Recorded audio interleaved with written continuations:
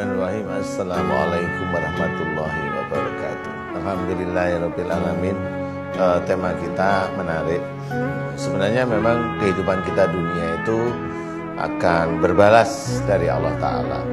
Jadi sesuatu yang berhubungan dengan nikmat itu memang dari sisi Allah sebenarnya.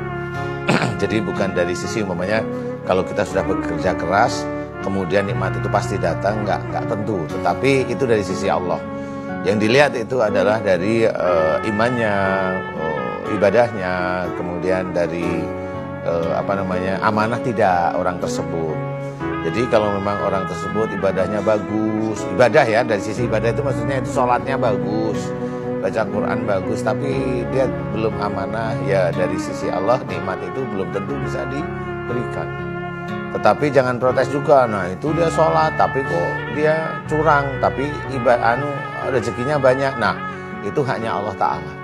Jadi Allah itu akan memberikan nikmat atau memberikan ujian itu berupa nikmat kepada orang itu tergantung Allah Ta'ala. Ada yang dilebihkan, ada yang dikurangi, itu tergantung Allah Ta'ala.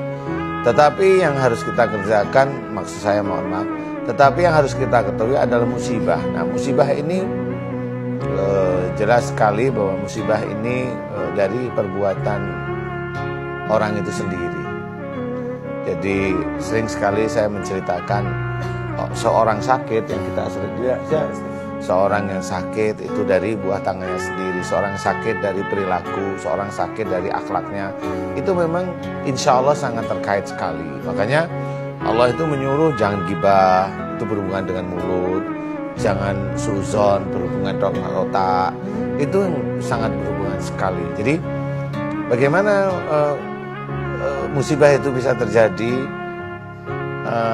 Ada saudara kita bilang, oh semuanya udah tertulis dalam Lauh Mahfuz. Ya, iya memang betul. Tetapi itu dari perbuatan yang sudah tertulis di dalam Quran. Makanya bagaimana musibah itu terjadi? Allah sudah menulis. Wa ma asabakum min musibatin fa bima kasabat aydikum. Jadi apa saja musibah yang engkau terima, sudah sangat jelas sekali ini ya dalam surat Asy-Syura 30. Apa saja musibah yang engkau terima itu disebabkan dari buah tanganmu sendiri. Nah, musibah itu sesuatu yang tidak mengenakkan kita. Kecelakaan, kecurian, dipukul orang, kemudian sakit yang paling nomor satu jelas itu sakit ya.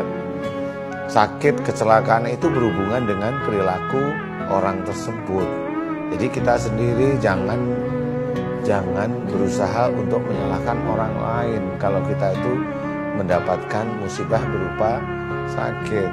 Jadi sudah dijelaskan bahwa musibah itu disebabkan dari buah tanganmu sendiri. Berarti Allah sudah mengisyaratkan bahwa perbuatan dosa kita itulah yang menghasilkan musibah. Jadi kalau mamanya suzon terus ya nanti pusing. Kalau gibah terus nanti paling tidak ini mulutnya ya sariawan atau bahkan radang tenggorokan, batuk dan sebagainya yang berhubungan dengan mulut di situ. Jadi kita harus memahami bahwa apa yang disitakan oleh Allah Ta'ala dalam Quran itu benar. Tetapi banyak dari saudara-saudara kita itu nggak mau tahu. Masa ada sakit itu dari akhlak? Lah. Berarti kalau kita itu maaf nih, kalau kita itu ngomong seperti itu tidak tahu dasarnya, orang ini sudah dianggap, mohon maaf nih, kafir. Dia menutupi. Iya. Jadi istilahnya diceritakan fa in tawallau fa innallaha la yuhibbul kafirin. Jika dia berpaling dari Quran dan berpaling dari sunnah, sesungguhnya Allah tidak menyukai orang-orang yang kafir, orang-orang yang menutup. Tidak suka. Jadi siapapun orang harus belajar berpikir bahwa yang disampaikan ini Quran harusnya diimani. Jadi bukan ditolak. Iya. Nah, kalau ditolak itu dianggap kafir satu ayat. Iya. Jadi kita harus hati-hati belajarnya. Ya. Karena jika kita meragukan apa yang disampaikan karena dari Al-Quran berarti meragukan Al-Quran.